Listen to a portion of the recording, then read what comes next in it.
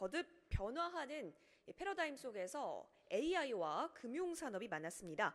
AI 기술이 함께할 금융시장은 과연 어떤 모습일까요? 네, 지금부터 알아보도록 하겠습니다. 먼저 인공지능 테크핀과 금융혁신 동향과 전망부터 짚어봅니다. 오정근 한국금융 ICT 융합학회장 함께하시죠.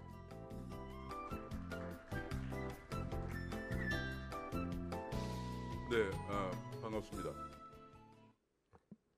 사실 그 인간이 오랜 꿈이 인간처럼 생각하고 하는 그런 그 기계를 만들 수 없을까 하는 것이 인간의 오랜 꿈이었어요. 1950년대부터 이제 이 꿈을 정말 실현해 보고자 하는 그런 다양한 노력들이 있었습니다. 인간처럼 생각하고 추론하고 판단도 하고 고치기도 하고 더 발전시키기도 하는 그런 것이 있다면 얼마나 좋을까 하는 그런 생각을 1950년대부터 과학자들이 연구하기 시작을 했죠. 아마도 제 기억으로는 인공지능이라고 하는 것이 귀에 확 들어오게 됐던 것 중에 하나가 역시 2001년도에 그 유명한 스티븐 스필버그 감독이 만드는 AI라고 하는 영화였어요. 인공지능이라는 영화죠. 저도 사실은 그 영화를 보고 정말 인공지능이 정말 가까이 올 수도 있겠구나 하는 생각을 한 적이 있습니다. 그뿐이 아니고 제가 지금 회장으로 있는 한국금융 ICT 융합학교에서 3, 4년 전에 교수들 한 50명을 데리고 워크숍을 갔는데 상당수의 교수들이 인공지능이 무엇인지 이해를 잘 못하고 있는 그런 분들도 있었어. 제가 그 일부러 그 영화를 상영을 했습니다. 영화를 상영해서 인공지능이 저런 것이다. 그때 그 AI에 나오는 영화는 이제 외장을 인간처럼 만들었기 때문에 로봇이죠. 인공지능 로봇인데 사실 인공지능이 그 컴퓨터 프로그램이죠. 인간처럼 생각하고 추론하고 하는 그 인지하는 능력이 있는 컴퓨터 프로그램을 인공지능이라고 그러죠. 아마 한국 사람들의 가장 익숙했던 인공지능 문제, 인공지능이 가장 익숙하게 다가오고 크게 사회적 이슈로 등장했던 것은 2016년에 미국의 구글사의 알파고라는 인공지능과 우리나라 이세돌 바둑 기사의 대국전이었죠. 그것 때문에 우리나라가 드디어 많은 사람들이 보통 사람들도 인공지능이 무엇인지 하는 것을 아마 알게 되었을 겁니다. 그 알파고라고 하는 것은 정말 어마어마한 것인데 사실은 그 개발자는 영국 사람이었어요. 영국의 그 딥마인드 테크놀로지라는 회사를 운영했던 하사비스라고 하는 사람이 그 딥마인드 테크놀로지를 개발하고 있었는데 그건 이제 인공지능 중에서 상당히 지금 상태에서는 첨단을 가는 것이었어요. 단순한 머신러닝, 인간이 만들어 놓은 프로그램을 가지고 추론하는 게 아니고 인공지능 스스로가 데이터를 빅데이터를 이용해서 추론하고 결론을 내리고 하는 그런 것이 딥러닝이라고 하는 그런 딥러닝을 구현한 것이 영국인 하사비스가 개발했던 딥마인드 테크놀로지. 이거를 구글에서 6억 달러, 지금 한국 돈 하면 7천억 정도 되는 돈을 주고 샀어요. 사가지고, 물론 하사비스 미국으로 초빙을 같이 이제 와서 일을 합니다. 그 딥마인드 테크놀로지, 구글이 인수했던 딥마인드 어마어마한 돈이죠. 6천억 원이라 그러면 뭐 어마어마한 7천억 정도 되는 돈이니까 1억 달러 인수했으니까 그걸 인수해가지고 구글이 개발한 것이 바로 알파고, 우리 이세돌 구단하고 대구에 있는 알파고죠. 바로 바둑이라는 게 인간의 굉장히 고차원적인 사고가 필요한 건데 그 이세돌 구단을 이겼단 말이에요. 그 정도로 인간처럼 이제 거의 인간처럼 생각하고 추론하는 것이 가능해지는 그런 상태에 도달했습니다. 인공지능. 그것이 바로 인공지능입니다. 이 인공지능이 바로 우리 생활 가까이에 지금 와 있는 상태입니다. 최근 제가 미국에 그 CES라는 데를 가봤더니 거기에 이제 구글이 개발한 구글 어시스턴트가 있고요. 우리 삼성전자가 개발한 볼이라고 하는 조그마한 스마트 홈에 이용되는 조그마한 인공지능들이 졸졸졸 따라다니면서 생활의 동반자처럼 활동을 하고 있습니다. 이것이 인공지능입니다. 근데 이것이 인공지능이 지금 현재 보면은 앞으로 그래서 인공지능 시장이 앞으로 굉장히 이제 급속도로 발전이 됩니다. 지금 보통 얘기하고 있는 것들 보면은 금년에 2020년도에 세계 인공지능 시장 규모를 470억 달러, 약 55조 원에 이를 것으로 연구기관들은 전망을 하고 있습니다. 특히 이제 북미 지역이 아까 뭐 구글이라든지 IBM 같은 이런 것들이 있는 구글이 더 발전해 있고 이제 동아시아도 많이 뒤따라가고 있습니다. 근데 여러분 구글 인공지능이 한국에 상당히 큰 문제점이 뭐냐면 인공지능 자체가 아까 컴퓨터 프로그래밍이거든요. 이 수학이 많이 들어가요. 수학적인 계산을 하고 통계적인 추론을 하는 것이거든요. 그런데 우리나라에서 인공지능 인력이 태부족이라는 게 큰 문제인데, 왜냐하면 지난 40년 동안 너무나 평준화 교육을 하면서 얼마 전에 보면 수학의 그 학력 미달 고등학생 비율이 11%에 도달하고 있다는 게 나왔습니다.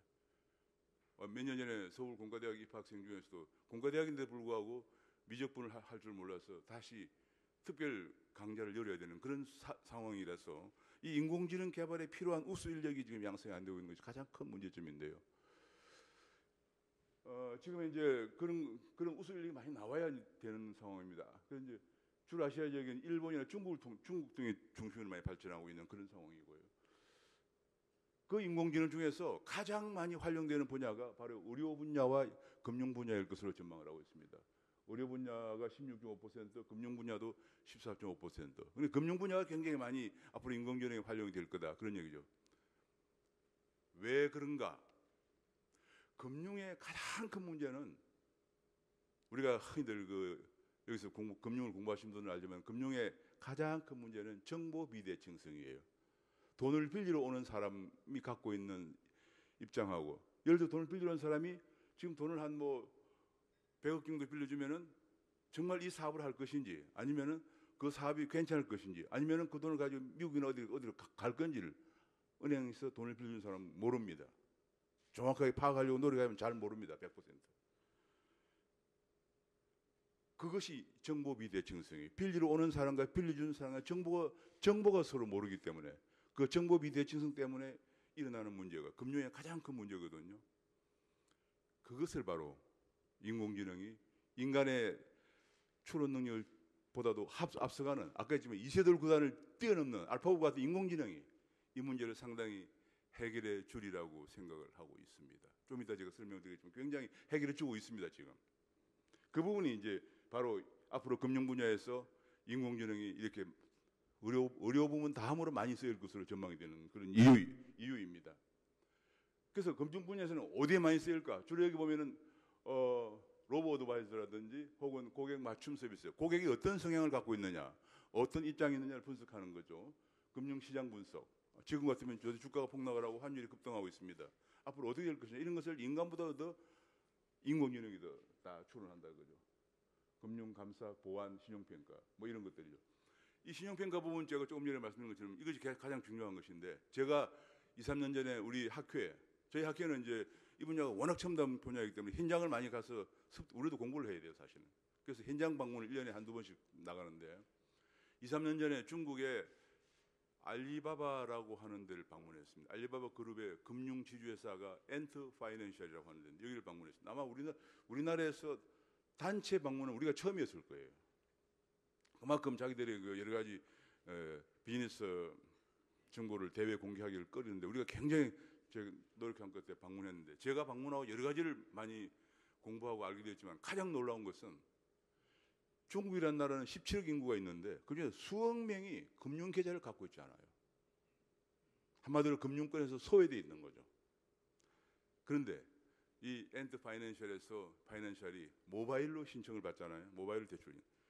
그 모바일을 저 중국의 어디 서부의 농촌에 있는 사람이 평생 금융 계좌로 갖지 못하고 100%가 넘는 고리 사치를 쓰면서 근근히 살아가는, 평생 빈곤에서 헤어나지 못하는 그런 사람들이 저 상해에 있는, 제가 방문했던 데가 상해 엔트 파이낸셜이었는데 엔트 파이낸셜에 대출 신청을 합니다. 모바일로 하면은 보지도 않고 모바일로 신청을 받지만은 제가 깜짝 놀라고 제가 같이 갔던 교수들이 다 놀라운 것은 한 번도 보지 못한 중국의 저 농촌에 있는 사람이 대출 신청하면은 그 사람과 그 사람의 직업이나 그 사람에 관련된 주변의 모든 환경과 관련된 빅데이터 10만 개를 활용해서 그 빅데이터 10만 개를 인공지능이 심사 분석을 한답니다. 사람이 할 수가 없어요. 너무 많은 데이터를 활용해야 되기 때문에 인공지능이 3분 이내에 심사 분석을 해서 3분 이내에 지금 신청자가 대출을 해줄 수 있는 사람인지, 금리를 얼마로 하면 되는지 이걸 3분 이내에 결정한다고 합니다. 중국이 그것 때문에 알리바바 그룹의 금융주주자 엔터 파이낸셜 이런 것들 때문에 지난 몇 년간 중국에서 그동안 한 번도 제도권 금융을 쓰지 못하고 있던 100% 넘는 고리 사치를 써야 됐던 사람들에게 2억 명이 넘는 사람들에게 10% 내외의 중금리 대출을 해주게 됐습니다. 중국에 혁명이 일어난 거예요. 시진핑 중국 공산당 주석이 왜 중국은 금융, 이 핀테크에 관해서는 규제를 하지 말라고 하니 규제를 절대 안 해요. 사전 허가, 사전에 무조건 허가해주고 문제가 생기면 사후에 그걸 고치는 규제하는 거 이렇게 나갑니다. 그래서 중국이 지금 이 핀테크 산업이 열풍을 어마어마하게 발전하고 있죠. 그 이유가 바로 그거예요. 시진핑도 깜짝 놀란 거예요. 공산당 정부 수십 년 동안 농촌에 사는 사람들에게 금융 문제를 해결해 주지 못했던 부분을 이 인공지능과 빅데이터를 이용한 새로운 한마디로 빅테크 기업들이 해결해 주고 있단 말이에요. 여기에 놀라서 이것이야말로 그들이 공산당 정부가 꿈꿔오던 포용금융의 바로 이 인공지능과 빅데이터를 이용해서 실현이 되고 있기 때문에 여기에서 놀라서 중국은 금산분리 이런 게 없어요. 우리나라만 여기 있죠. 금산분리 이런 거 다 없애버리고 대대적으로 이걸 허용해 주고 있죠. 중국은. 우리나라에서 인터넷 전문은행이 2017년에 도입됐지만 2개가 도입됐지만 지금 안 되고 있는 이유가 뭐냐? 바로 이것이 안 돼. 심사분석이 안 돼서 그래요. 왜냐하면 첫째는 데이터가 없어요. 우리는 데이터 2019년에 신용정보법이 통과됐지만은 빅데이터 3법이 통과됐지만 역시 절름발입니다. 공공공 데이터를 쓰지 못하게 했기 때문에. 그리고 인공지능 심사 분석할 수 있는 테크놀로지 이것이 중국처럼 되어 있지 못해요. 제가 중국만 그런 거하고 다른 나라를 조사해봤는데 다른 나라도 홍콩이나 미국도 대개 어떤 사람이 대출 신청하면 8만 개의 데이터를 써요. 8만 개의 데이터를 써서 그 사람을 신용분석합니다. 그래서 지금 가장 성공한 게 중국 외에 성공한 은행이 미국에 있는 캘리포니아에 있는 캐피탈 원이라는 은행인데요. 이 캐피탈 원이라는 은행은 저희가 또 학교에서 하도 이제 그 유명해지기 때문에 방문을 했습니다.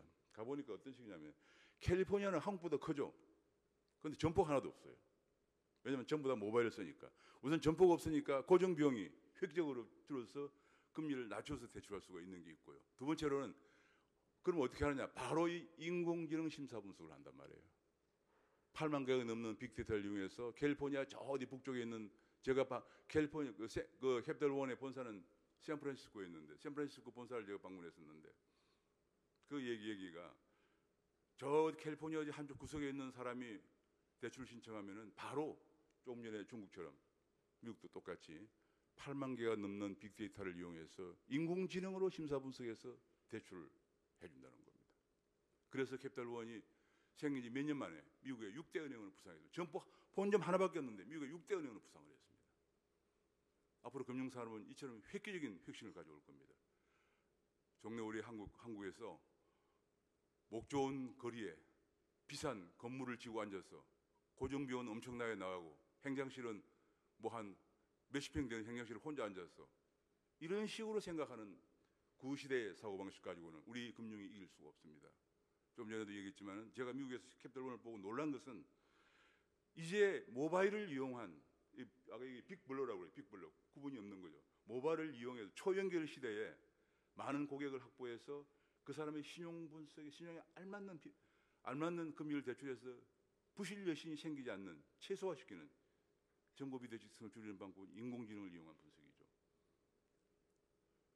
그러려면 이제 여러 그런 게 우리 그런 은행이 생기면 지금 우리 이제 생기면은 모바일에 들어와서 사람들이 오래 모바일을 그 은행의 모바일을 잡고 있는 은행이 이기는 거예요.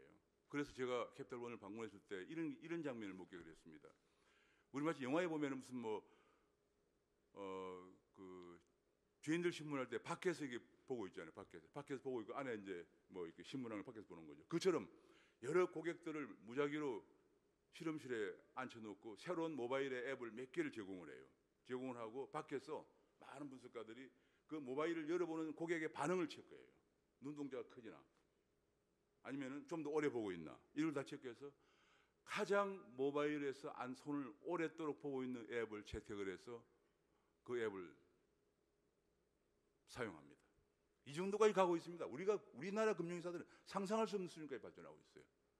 우리나라 금융회사는 주로 요즘 많이 좀 적어졌지만은 공무원 하다가 뭐 퇴직하면은 고위직을 퇴직하면 회장으로 내려오고 좀 낮은 직은 사장으로 내려오고 서로 몇 년 전에는 KB금융에서는 뭐 회장과 사장이 줄을 다르게 타고 내려 싸우기도 하고 이런 나라에서는 상상도 할 수 없는 일이에요.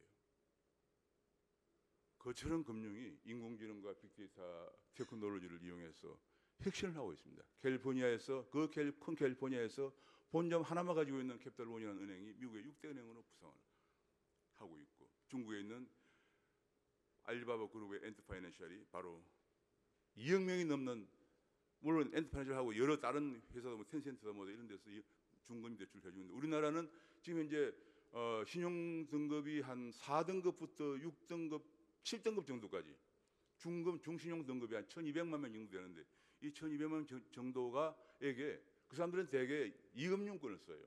이금융권에 20% 정도 넘는 금리를 쓰고 있는데 이 사람들에게 10% 정도의 금리를 대출해 주려면 바로 이것이 있어야 되거든요. 인공지능 심사 분석이 가능해야 되는 거예요. 근데 그것이 안 되기 때문에 그걸 못 해주고 있어. 본래는 인터넷 전문은행이 생길 때 중금리 대출을 해주기로 했는데 왜 안 해주느냐? 닭달만 칩니다. 제도는 환경을 만들어주지 않고 금융당국은 닭달만 쳐요. 만약에 신용분석이 제대로 안 된 상태에서 부실 비율은 높은데 본래 20% 하는 이유는 뭡니까? 그 사람들이 그 그룹이 부실 비율이 높기 때문에 금융회사가 망하지 않기 위해서 그렇게 하는 건데 부실 비율은 그대로 개선되지 않는 상태에서 10% 대출을 해주면 그 금융회사는 망하는 거죠. 자, 그런 문제점이 그래서 인공지능이 굉장히 중요합니다. 자, 좀 빨리빨리 넘어가겠습니다. 대충 제가 이제 인공지능이 얼마나 중요한 걸 설명을 드렸습니다. 이런 것들을 하는 거죠. 맞춤형 상담도 하고 투자 의사 결정도 하고 그다음에 이제 아까 시중 분석 같은 것도 하고 맞춤형 고객 선별도 하고 자산 배분도 이런 걸 하는 거죠.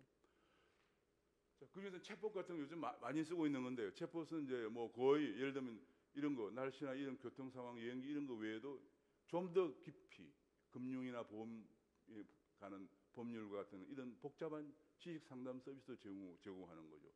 2024년까지 약 80억 달러 규모의 시장이 될 것이라고 생각을 하고 있습니다. 매년 28%씩 증가하는 시장이 될 것을 보고 있습니다. 인공지능 콜 서비스 지금까지는 사람이 하면은 더구나 한국은 또 주 몇 시간 규제 때문에 야간에는 안 되겠죠. 24시간 콜 서비스가 가능합니다.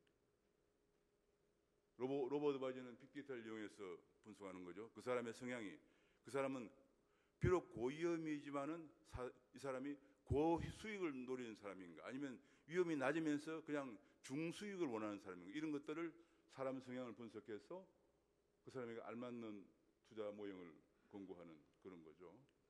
이 로봇 어드바이저 시장은 앞으로 금년까지 약 2조 2천억 달러 정도로 성장할 걸로 이렇게 전망을 하고 한국에서도 지금 현재 이런 시장이 2025년까지 46조 정도로 클 것으로 이렇게 전망을 하고 있습니다. 그러니까 사람이 하는 한국에도 많이 생기고 있는 사람이 하는 것보다도 로봇 어드바이저 인공지능을 위한 투자 분석, 투자 관리가 더 앞으로 잘 될 거라 이렇게 보는 거죠. 근데 제가 요새 우리 학회장을 하면서 우리 학회가 이제 금융 ICT를 하는 거니까 몇 개 로봇 어드바이저 회사를 가봤는데 아직도 너무 영세해요. 너무 영세해서 인공지능을 위한 투자를 권고하고 수익을 내기에는 너무 영세하다는 생각을 하게 됐습니다. 이런 기업들이 이제 말하자면 인공지능과 빅데이터를 이용한 큰 기업들을 빅테크 기업이라고 그래요. 빅테크 기업들이 금융시장의 지형을 미국의 캐피탈원이나 중국의 알리바바 그룹처럼 금융산업을 완전히 바꿔놓고 있습니다. 금융산업이 새로운 지형으로 가고 있습니다. 알리바바 그룹에서 2억 명이 넘는 사람에게 10% 평생 금융을 이용하지 못했던 사람들에게 포용금융을 제공하고 있던 10% 금리의 포용금융을 한다든지 캘리포니아에서 그 넓은 캘리포니아에서 본점 하나 가지고 미국 6대 은행으로 성장했다는 이런 것들은 완전히 금융산업을 새로운 산업으로 가고 있습니다. 가장 큰 이유는 테크놀로지, 인공지능이나 빅데이터 같은 테크놀로지 산업과 금융 간의 간격이 없는 거예요. 금산융합 시대. 그래서 아까 이 컨퍼런스 제목이 빅블로잖아요. 간격을 없애는 거. 금산융합 시대. 우리나라만 지금 금산 분리를 주장하고 있는 거예요. 우리나라는 1970년대, 60년대에 기업들이 은행 대출 아니면 안 되는 시대에 은행 대출을 많이 가져가는 기업들은 특혜를 주는 것이 아니냐. 대기업에 특혜를 주는 것. 지금 대기업들은 은행 돈 쓰지도 않아요. 사내 유보액도 많지만은 주로 채권 시장이나 주식을 발행해 자금을 조달하는 상황입니다. 근데 아직도 그때 생각을 버리지 못하고 이번에도 마지막으로 인터넷 전문은행 뭐 하나 뭐 특례법 통과하는데 결국은 통과 안 됐어요. 1970년대 사고방식이 얽매여 가지고 대기업을 도와주면 되느냐 뭐 어찌느냐 뭐 이러면서 계속적으로 반대 때문에 본회의에 통과를 안 했습니다. 못했습니다. 참 우리나라는 어떻게 해야 금융혁신이 될 것인지 도저히 전망이 안 보이는 나라다라고밖에 할 수가 없습니다. 참 기가 막힌 얘기입니다. 가장 좋은 방법은 금융위원회를 폐지하는 것이에요. 제가 학교에 이제 지금 퇴직을 했는데 학교에 있을 때는 교수들은 맨날 교육부를 폐지해야 된다고 그래요. 있으면은 계속 규제만 한다는 거죠. 규제만. 혁신을 못 한다는 거예요. 오늘 우리나라 대학은 완전히 죽었습니다. 지금. 금융도 마찬가지입니다. 근데 이제 지금 이 테크핀이라고 해가지고 테크핀은 뭐냐? 핀테크와는 달리 금융 IT 기업이 주도하는 거예요. IT 기업이 핀테크는 금융사가 주도하는데 테크핀은 IT 기업이 주도하다 보니까 이제는 핀테크는 은행 서비스를 모바일로 제공하는 건데 여기는 모바일 사용자에게 금융 서비스를 제공하니까 훨씬 많은 사람에게 금융 서비스를 제공하는 거죠. 인터넷 서비스 이용 고객이 모두 고객이 되니까 이것이 확 급속히 팽창될 수밖에 없습니다. 기술도 대개 핀테크 기업들은 외주를 주죠. 아니면은 그 은행 내에서도 굉장히 좀 인정을 받지 못하는 그룹이에요. 그다음에 여기는 테크핀은 자체 기술을 가지고 하는 거죠. 가장 중요한 거. 근데 단점이 있습니다. 이거는 아무래도 핀테크는 고객이 금융회사 고객으로 제한되어 있는 데 비해서 IT 기업이 하다 보니까 금융회사 대비 신뢰도가 낮습니다.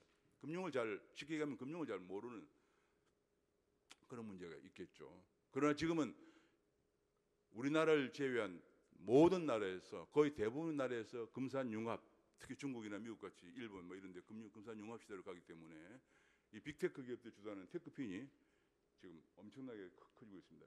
우리나라도 뭐 K뱅크도 KT가 주도하는 거죠. 카카오뱅크도 카카오가 주도하는 거죠.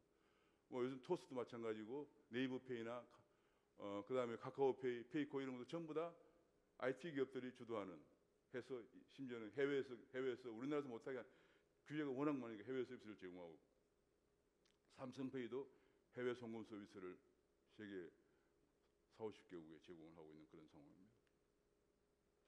작년에 가장 주목되는 것이 네이버 파이낸셜이라는 것을 설립했다는 거예요. 이게 무슨 얘기냐면은 중국의 알리바바 그룹이 엔트 파이낸셜을 설립한 것과 같은 개념이에요. 그러니까 이제 네이버가 얼마나 할지 모르겠어요. 우리나라 같이 규제가 많은 나라에서 중국은 규제가 아까 있지만 중국 정부 당국이 엔트 파이낸셜이 제공하는 포용금융의 그 어마어마한 실적을 보면서 놀래가지고 규제가 없죠.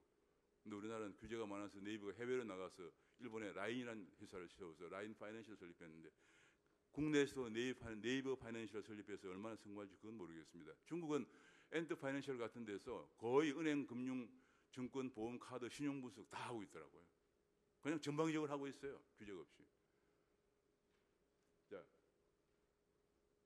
그다음에 이제 그래서 뭐 우리 네이버 파이낸셜과 카카오페이가 이제 경쟁 구도에 들어가 있죠. 앞으로 금융은 말이죠. 플랫폼 시대예요. 플랫폼. 모바일에 장착되어 있는 플랫폼에 누가 고객이 많이 접근하느냐, 이용하느냐. 이것이 경쟁이죠. 여의도나 명동 사거리에 큰 건물을 가지고 있는 은행들. 제가 지난번 은행장 회의 때 무슨 얘기를 한 적이 있는데 은행들 모여서 회의하는데 제발 좀 여의도나 명동에 있는 건물 팔아가지고 그 돈 가지고 저 어디 강원도나 어디 산골에 빅데이터 센터를 구축하십시오. 그런 금융회사만 살아남습니다. 근데 그런 마인드가 전혀 돼 있잖아요. 왜냐하면 평생 공직에 있다가 뭐 예를 들어서 금융이 뭔지도 모르는데 이런 뭐 IT 금융 뭐 전혀 이해를 못하죠. 이제 그 외에도 뭐 여러 가지 이제 SK텔레콤이나 라인이라든지 카카오에서 이런 걸 이제 제공하고 있습니다. 이번에 가장 해외도 구글이 이제 여기 보시는 것처럼 당좌결제 서비스, 애플은 신용카드, 우버머니에서 우버가 당좌결제 제공하는데 이렇게 많이 진출하고 있습니다. 이번에 이제 이번 작년에 일어난 가장 큰 사건이 이겁니다. 일본의 네이버 이게 라인이죠. 네이버와 손정의 야후 재편이 손을 잡아서 새로운 지주회사를, 금융 지주회사를 만들게 되었습니다. 이것이 뭐냐 하면은 아시아의 금융시장을 알리바바의 엔드 파이낸셜에 넘겨줄 수 없다 하는 야심찬 의욕이 출발한 것이에요. 그러니까 알리바바처럼 알리바바에 경쟁하려면은 혼자서는 안 되고, 여기 이제 한국 네이버인데 사실은 일본에 있는 라인이에요. 야후가 손잡고, 손정이가 손잡고 알리바바에 도전하자. 우리가 중국의 알리바바의 아시아의 금융시장을 맡길 수는 없다. 알리바바가 갖고 있는 엔드 파이낸셜에 대응하기 위해서 새로운 금융 지주사를 만들자 이겁니다. 앞으로 주목이 됩니다. 이것이 성공을 해야 돼요. 근데 우리나라에서 아까 저 네이버가 해외에 나가서 하는 게 우리나라에 그만큼 규제가 많기 때문에 그렇습니다. 자, 중국을 보면은 이렇습니다. 지난번에 홍콩에서 8개의 인터넷 전문원이 인가됐는데 테크놀로지 회사들이 이렇게 많이 진출을 했습니다. 중국은 여기 보시면 알리바바, 텐센트, 징둥, 팽안, 바이두, 샤오미 전부 금융에 다 진출합니다. 완전 금산분리가 없는 금산융합 시대입니다. 중국은. 정말 이것까지 중국은 완전히 지금 금융을 치고 나가고 있습니다. 정말 우리나라 제가 이 금융 ICT 융합학회를 2014년에 만들 때 우리나라 이 금산융합을 좀 실현해보자고 해서 이제 만들었는데 아직도 뭐 우리나라는 전혀 안 되고 있습니다. 중국에 제일로 주목되는 게 중국의 알리바바의 엔드 파이낸셜. 최근에 싱가포르 그랩이라고 하는 자동차 공유회사가 이제 자동차 공유를 떠나가지고 그랩도 그랩 파이낸셜 설립했습니다. 이런 것들을 하고 있습니다. 엄청나게 발전하고 있습니다. 우리나라 뭐 여기 보면 세계 1위 기업 2위가 전부 다 2009년 19년에 50대 핀테크 기업에 전부 엔드 파이낸셜, 그랩, 징둥 이런 것들이죠. 중국 기업들이죠. 자, 이게 이제 아까 했지만 1위는 조금 설명을 했고, 그랩 파이낸셜을 바로 그랩이라는 공유 자동차가 우리나라는 최근 전에 뭐 타다 금지법을 내 공유 자동차도 못하게 합니다 지금. 그래서 금융 지주회사를 설립해서 금융까지 진출하고 있습니다. 징둥 디지털가 전에 이름이 징둥 파이낸셜인데 이걸 바꿨어요. 이런 데 진출하고 있습니다. 정말 금산불 제한 없이 ICT 기업의 금융업에 진출해서 유니콘 기업으로 성장을 하고 있는 거 정말 놀랍습니다. 우리나라만 못하고 있습니다. 도대체가 제가 이번에도 2021대 국회의원 공천 내용을 쭉 한번 보니까 한심하기 짝이 없는 정상배들만 잔뜩 들어있고 금융이나 경제를 아는 사람은 아무도 공천을 안 시키고 있습니다. 정말 전도가 깜깜합니다. 우리나라에. 금산불가 아니라 금산융합으로 가야죠. 이제 그 다음에 빅테크가 주도하는 인공지능이나 빅데이터를 가지고 있는 기술 기업이죠. 이런 걸 주도하는 인공지능 심사 분석 이런 것들이 금융의 본질적인 문제인 정보대 비대칭성을 획기적으로 낮추면서 금융 혁신을 파괴적 혁신을 초래하면서 금융산업에 신기운을 열어갈 전망입니다. 인공지능과 빅데이터 이런 것들이 앞으로 우리나라도 금산분리가 아니라 하루빨리 금산융합을 통해서 빅테크의 금융혁신이 일어나서 우리 금융산업이 우리나라에 이런 게 워낙 규제가 많다 보니까 고부가가치 금융산업은 자꾸 발전이 안 되고요. 도소매 음식점 숙박 길거리마다 전부 음식점 숙박업이에요. 과당 경쟁이에요. 이렇게 해서 되겠습니까? 그리고 여기 있는 젊은 분들 전부 다 금융산업 같은 이런 좋은 회사에 근무하고 싶어 합니다. 왜 그런 걸 규제합니까?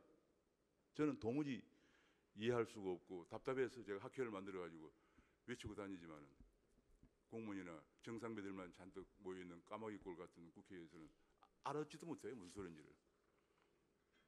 빨리 이런 문제점들이 하루빨리 해결되어서 많은 젊은 분들에게 엔드 파이낸셜이나 혹은 그랩 파이낸셜이라든지 혹은 라인 파이낸셜이라든지 혹은 미국의 캐펠원 같은 좋은 금융회사에서 많이 근무하는 기회가 주어지기를 바라면서 강의를 마치겠습니다. 감사합니다. 네, 학회장님 질문이 있어서요. 네, 질문 소개해드리도록 하겠습니다. 하루빨리 금산분리에서 금산융합으로 가자라고 말씀해 주셨는데요. 이와 관련해서 또 실시간 채팅 함께 참여해 주신 분의 질문 있어서 소개해드릴게요. 빅테크 금융혁신을 위해 금산분리가 아닌 금산융합 정책이 필요하다라고 하셨는데 구체적으로 어떤 정책이 필요한지에 대해서 궁금하다라고 얘기 남겨주셨습니다. 네, 예를 들면 이제 아까 얘기한 중국같이 알리바바 그룹 같은 거 혹은 싱가포르의 그랩 같은 거 이런 것들이 금융회사에 진출한 그랩 파이낸셜 설립하고 엔드 파이낸셜 설립해서 진출하고 징둥이라는 중국의 그 금융 테크놀로지 회사는 징둥 파이낸셜을 설립했고 지금 최근에 징둥 디지털을 바꿨습니다 이름을. 그렇게 해서 이제 금융에 진출하는데 우리는 그것이 불가능합니다. 최근에 KT 같은 경우에 이제 K뱅크에 좀 자본을 확충하려고 해도 그것이 안 되고 있는 상황이죠. 뭐 여러 가지 그런 것들이 워낙 규제가 많아서 안 되고 있어요. 우리나라 인터넷은행 2개 설립했는데 이것도 하나는 비틀거리고 있는 상황이고요. 지금 오죽하면 네이버가 일본에 설립하겠습니까? 그런 것처럼 우리나라가 빨리 제가 보기에는 이제는 모든 게 융합 시대예요. 빅블러 시대이기 때문에 그런 걸 빨리 해소해 주는 것. 1960, 70년대에 갖고 있던 사고방식을 제발 좀 버리고 새롭게 변해가는 4차 산업혁명에 무엇인지를 좀 이해를 하고 해야 우리가 뒤지자. 왜냐하면 금융은 이게 경계가 없기 때문에 우리가 뒤지면은 중국이나 일본이나 미국의 우리 금융산업이 먹히게 된단 말이에요. 한국의 금융산업은 잘못하면 멸종될지 몰라요. 이런 식으로 가면. 제가 오죽하면 금융위원회를 폐지해야 한다고. 규제만 양산하는 금융위원회를 폐지한다는 게 바로 그것이 이제 테크 기업들이 금융업에 진출하는 것을 막으면 안 된다. 그 얘기입니다. 네. 네. 예, 감사합니다. 네, 감사합니다. 오정근 한국금융 ICT 융합 학회장님이셨습니다.